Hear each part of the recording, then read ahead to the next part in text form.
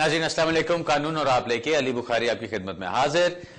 थोड़ा सा अपने नॉर्मल टाइम से थोड़ा सा लेट हो गया, माजरत चाहता हूँ, मेरा कसूर होता है हमेशा जब भी लेट होता हूँ, लेकिन अपने प्रोग्राम का आगाज करते हैं। कुछ अपडेट, तो सबसे पहली इंपॉर्टेंट अपडेट तो यही है कि होम ऑफिस की तरफ से जो अनाउंसमेंट्स आई हैं वर्क परमिट्स के लिए, यानी जिसको अब टीयर 2 जनरल कहा जाता है, उसके अंदर उन्होंने जो 6 अप्रैल की डेट रखी है कि 6 अप्रैल 2011 से वो चेंजेस सारी इन इफेक्ट आएंगी। और उसके अंदर जैसा मैंने पहले एक दफा अनाउंसमेंट की थी, जिसमें उन्होंने पहले ही अपनी होम ऑफिस की अनाउंसमेंट में बताया था कि जो शॉर्टेज ऑक्यूपेशंस हैं उनको थोड़ा सा कम किया जा रहा है, और इस तरह की और काफी रिलेटेड चेंजेस हैं। जो आज की अनाउंसमेंट आई है उसके अंदर उन्होंने ये चीज कही, वो आज की तो नहीं, अब तो कुछ एक दो दिन हो गए उसको, उसके अंदर जो मेन चीजें कही गई हैं वो ये हैं कि जो वर्क परमिट्स जिन लोगों के पुराने चल रहे हैं उनका तो हम उसी तरह से रिस्पेक्ट करेंगे उनको, लेकिन आगे से जो अब लोगों ने अप्लाई करना है उनके ऊपर नए रूल्स अप्लाई होंगे और उसके अंदर कुछ चेंजेस लेकर आएंगे।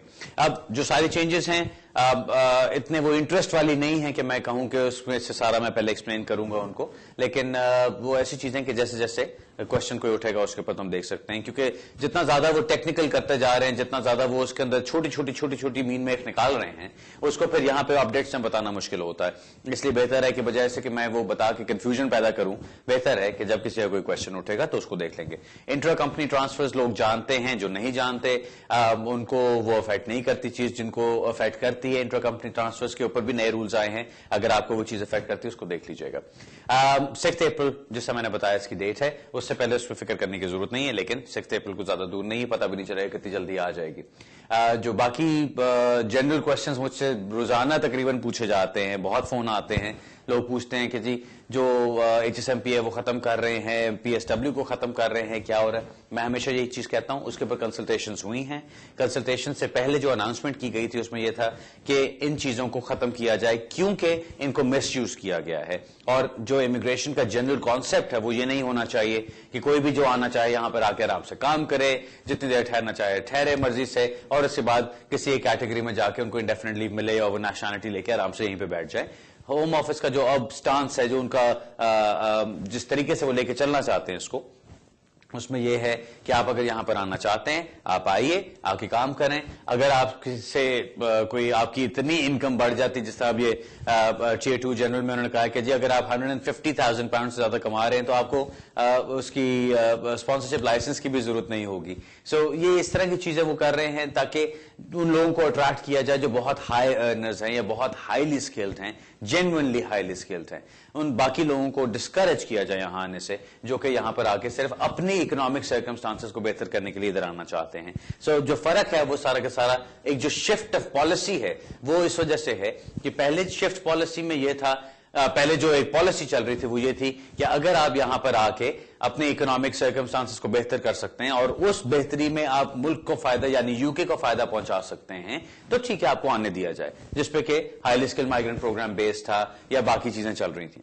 अब जो पॉलिसी में शिफ्ट आई है, अब जो एक नई किस्म की थिंकिंग सामने आ रही है वो ये कि आपके अपने सर्कमस्टांसेस जो भी हैं हमें उससे कोई लगाव नहीं, उससे हमें कोई ताल्लुक नहीं है, हमने सिर्फ और सिर्फ देखना है कि आप यूके को क्या फायदा पहुंचा सकते हैं, और यूके को फायदा सिर्फ तब है अगर जो यूके की अपनी वर्कफोर्स है सबसे पहले उसको मौका दिया जाए कि वो आके यहां पे जो सारे इकोनॉमिक सर्कमस्टांसेस हैं उनको अपने फायदे के लिए इस्तेमाल करें। और दूसरी चीज ये कि अगर आप बहुत हाईली स्किल्ड हैं, बहुत ही एक्स्ट्रा ऑर्डिनरी हैं, 150,000 पाउंड से ज्यादा आपकी इनकम है, तो फिर हम आपको यहां पे और ज्यादा फायदे और मराहत देंगे, लेकिन उसके बगैर वो आपको नहीं मिलना चाहते, ना ही वो आपको यहां पे वेलकम करना चाहते हैं। जैसे हमेशा कहता हूं, जैसे जैसे चीजें आएंगी, जैसे जैसे अपडेट्स आएंगे, इंशाल्लाह हम उसके ऊपर बात करेंगे। अब मेरा ख्याल है सीधा अपने फोन कॉल्स की तरफ चलते हैं, पहले कॉल लेते हैं जी। हेलो हेलो हेलो हेलो जी जी अस्सलाम वालेकुम। वालेकुम जी। मैंने अपने फ्रेंड के बिहाफ पूछना था। बताइए। वो सन 2006 में आई थी और उन्होंने केस कराया था और रिफ्यूज हो गया था उनका, तो अब उन्होंने लास्ट ईयर सन 2010 में जनवरी में उन्होंने लेगसी बना के भेजी थी उनके वकील ने। अच्छा। तो उनकी रिफ्यूज आ गई है लेगसी। वो कहते हैं आप उसमें नहीं आती। ठीक। लेगसी में जी। और इसके बारे में आप बता सकते हैं मुझे? इसके बारे में اچھا چلے آپ سنیے جی غور سے. دیکھیے اس طرح کا جو آپ کا سوال ہے نا یہ بہت ایک مشکل سوال ہے کیونکہ میں آپ کی کیس کو نہیں جانتا. میں آپ کی جو فرینڈ ہیں ان کی کیس کو بالکل نہیں جانتا. مجھے جب زیادہ ڈیٹیل ملے گی کچھ کیس کو میں دیکھوں گا تو پھر زیادہ بہتر بتا سکوں گا. ابھی جو آپ نے چیز کہی کہ جی 2006 میں انہوں نے اسائلم کیا تھا اور اس کو انہوں نے لیگیسی میں کہا کہ آپ کو انکلوڈ نہیں کر سکتے. 2006 میں نیو اسائلم ماڈل کے کانسیپٹ آیا تھا. نیو اسائلم ماڈل میں یہ کہا گیا تھا کہ شروع سے لے کے آخر تک ایک ہی کیس اونر ہوگا جو کیس کو لے کے چلے گا.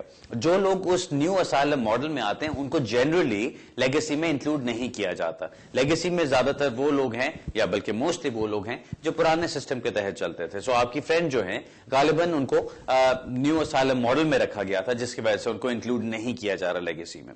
اب ان کو ریفیوز کر دیا گیا. اب ان کو جو ٹائم گزرا یہاں پہ اگر ان کو 5-6 سال یہ گزر گئے ہیں اور وہ اس کی بیسس پہ کہنا چاہتی ہیں کہ جی ان کی کوئی اپنے اسٹرانگ سرکمسٹانسز ایسے ہیں کہ جس کی وجہ سے وہ یہاں پہ سیٹل ہو چکی ہیں. ہو سکتا ہے ان کے ساتھ بچے ہوں, ان کی فیملی ہو سکتا ہے واپس جانے میں ان کے حالات ٹھیک نہ ہوں, تو وہ سارے اب آپشنز ان کے پاس موجود ہیں کہ وہ یا کوئی فریش کلیم کر سکتی ہیں اگر ان کے پاس کوئی نیا ایویڈنس ایسا موجود ہے جو شو کرتا ہے کہ ان کا خطرہ ابھی بھی قائم ہے, یا اگر ان کے بچے ہیں یہاں پہ ان کو 5-6 سال گزر گئے ہیں, وہ بچے یہاں پہ پلے بڑے ہیں اب پچھلے 5-6 سال کم سے کم. سو وہ چیز ان کو فائدہ دے سکتی ہے کیونکہ اس کی بیس پہ ان کا آرٹیکل 8 کا کیس بن سکتا ہے. اس کے علاوہ جو اپنی پرائیویٹ لائف انہوں نے یہاں سیٹل کی ہے, ہو سکتا ہے انہوں نے کوئی جاب شروع کیا ہو سکتا ہے انہوں نے کوئی بزنس شروع کر لیا ہو. مجھے لوگ اکثر کہتے ہیں کہ جی کام کرنا تو الاؤڈ ہی نہیں تھا. جب کام کرنا الاؤڈ نہیں لیکن پھر بھی لوگ کام کرتے ہیں. آپ کو تو یہاں پہ اگر آپ اوور اسٹے ہیں آپ کو رہنا بھی الاؤڈ نہیں, پھر بھی آپ رہ رہے ہیں. آپ کو جو کاؤنسل کی فیسلٹیز ہیں وہ بھی یوز کرنا الاؤڈ نہیں, پھر بھی آپ کرتے ہیں. کہنے کا مطلب یہ کہ ہوم آفس بھی اس چیز کو سمجھتا ہے, قانون بھی اس چیز کو سمجھتا ہے کہ اگر ایک بندہ الیگل رہ رہا ہے تو اس کے جو کنیکشنز اس نے بنا لیے ہیں کسی طرح سے بھی, اگر وہ کنیکشنز ہیں تو اس کا کچھ نہ کوئی رائٹ بنتا جا رہا ہے. اسی کو تو ہم آرٹیکل 8 کا رائٹ کہتے ہیں. سو یہ چیزیں ان کی کیس میں دیکھنی ہوں گی کہ ان کو کیا کیا چیزیں مددگار ثابت ہو سکتی ہیں. جہاں تک تو لیگیسی کی بات ہے, لیگیسی کو میں ہمیشہ کہتا ہوں کہ لیگیسی آپ بائی رائٹ نہیں لے سکتے. لیگیسی کا جو کانسیپٹ ہے سارا وہ یہ ہے کہ ہوم آفس نے دیکھنا ہے کہ اگر آپ کا کیس اس کے اندر اس ٹائپ کی کیسز کے اندر انوالوڈ ہے جس میں کہ وہ اسٹیٹس دینے کو تیار ہیں اور آپ ان کے کرائٹیریا پہ پورے اترتے ہیں تو وہ آپ کو اسٹیٹس دے دیں گے. ادروائز وہ آپ کو ریفیوز کر سکتے ہیں جس طرح سے وہ انہوں نے آپ کی کیس میں آپ نے بتایا انہوں نے ریفیوز کیا ہے. سو اس میں یہی کہوں گا کہ اپنے وکیل سے وہ رابطہ کریں جا کے اور ان سے کہیں کہ ان کے سارے سرکمسٹانسز دیکھتے ہوئے اس کے مطابق جو بہترین ایپلیکیشن ان کے لیے ہوتی ہے وہ ایپلیکیشن بنا کے ڈالیں. خالی یہ کہہ دینا کہ جی لیگیسی میں ڈالا تھا ریفیوز ہو گیا اب کیا کریں کافی نہیں ہے. اب یہی ہے کہ ان کی کوئی نئی ایپلیکیشن ہونی چاہیے. آلرائٹ جی, اگلا سوال لیتے ہیں. ہیلو, السلام علیکم. جی وعلیکم السلام. ہاں علی صاحب, میں ہارون بات کر رہا ہوں. جی ہارون صاحب, مجھے تھوڑی سی انفارمیشن چاہیے. مجھے ابھی ریسنٹلی ملا ہے انڈیفینٹ سیٹلمنٹ. ٹھیک, وہ پیپر پہ لگا کے انہوں نے بھیجا ہے جی, کیونکہ پاسپورٹ نہیں تھا. تو میرے 2 بچے ہیں, مسز ہے, تو مطلب کہ ایک بچہ تو میری یہاں کی پیدائش ہے. جی آپ کو کیا لیگیسی میں ملا ہے؟ لیگیسی میں کہہ لیں یا مطلب کہ میں نے لیگیسی میں بھی اپلائی کیا ہوا تھا جی, وہ دوسرا فیملی کی گراؤنڈ پہ بھی 17 سال ہو گئے تھے مجھے. ٹھیک, تو میں اب یہ پوچھنا چاہتا ہوں کہ کیا میں اس پیپر کی بہا پہ ٹریول کر سکتا ہوں بغیر پاسپورٹ کے, اور میں اپنے بچے چھوٹے کا پاسپورٹ لے سکتا ہوں اسٹیٹ میں؟ اوکے, آپ کے یہاں پہ پیدا ایک تو یہ کہ آپ ٹریول کر سکتے ہیں کہ نہیں اور دوسرا پاسپورٹ لے سکتے ہیں کہ نہیں. جی اوکے, چلیں سنیے غور سے, میں آپ کو بتاتا ہوں. اچھا سوال ہے آپ کا, کافی لوگوں کو مددگار ثابت ہوگا. لوگ اکثر مجھ سے پوچھتے ہیں کہ جی اب مجھے پیپر پہ اسٹیٹس لگا ہے, کیا میں ٹریول کر سکتا ہوں؟ آپ پیپر پہ ٹریول کر سکتے ہیں اگر آپ کے پاس اپنا پاسپورٹ بھی ہے تو. پاسپورٹ کو یوں سمجھیں کہ پاسپورٹ وہ گاڑی ہے جس میں بیٹھ کے آپ ٹریول کر رہے ہیں. اگر پاسپورٹ آپ کے پاس نہیں ہے تو آپ ٹریول نہیں کر سکتے, سمپل بات. ٹھیک, اب اگر گاڑی آپ کی ویلڈ ہے, اگر اس کے اندر سب کچھ ٹھیک کام کر رہا ہے, اس کے اوپر پیٹرول ڈلا ہوا ہے, پیٹرول آپ کا ویزا ہو گیا یا جو آپ کا یہ اسٹیٹس ہے وہ آپ کا پیٹرول ہو گیا. اگر تو گاڑی میں پیٹرول ڈلا ہوا ہے, آپ اس کو چلا سکتے ہیں, سب کچھ ٹھیک ہے, گاڑی چل رہی ہے تو آپ سفر کر سکتے ہیں, ادروائز آپ نہیں کر سکتے.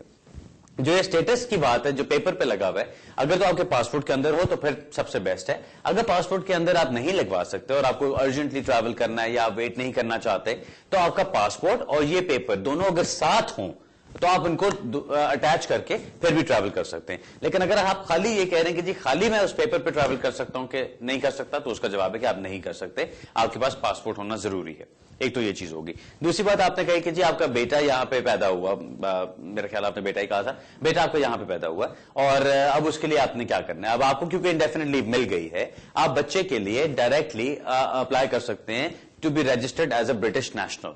अब क्योंकि वो 18 साल से कम उम्र का है, वो यहां पे रजिस्टर हो सकता है एज अ ब्रिटिश नेशनल, और जब वो रजिस्टर हो जाता है, MN1 फॉर्म जो यूज करते हैं, जब वो रजिस्टर हो जाता है उसके बाद उसका पासपोर्ट भी बन जाएगा, उसमें कोई प्रॉब्लम नहीं। ये जो कानून है वो ये कहता है कि अगर दोनों मां बाप में से किसी एक के पास बच्चे की पैदाइश के वक्त अगर ब्रिटिश नेशनैलिटी है या इंडेफिनिट लीव है, तो बच्चा पैदाइशी ब्रिटिश नेशनल बन जाएगा।